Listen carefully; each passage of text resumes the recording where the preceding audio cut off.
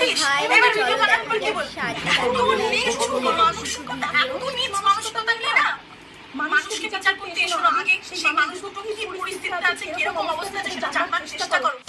তো যখন ওরা এখান থেকে বিয়ে করে যাবে আপনার ওখানে জানে ওদের কোনো রকম কোনো অসুবিধা না, আর যদি হয় তাহলে আমার যে খারাপ কিছু হবে না তখন আমি বুঝে যাবো।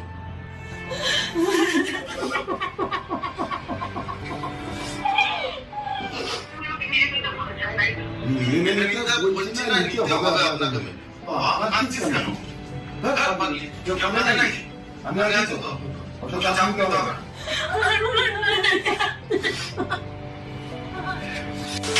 তোমরা তো জানিস যে একটা মেয়ে যখন পালিয়ে গিয়ে পড়ে তার বাবা মা কি হতে পারে। একদিন বাবা মা আমাকে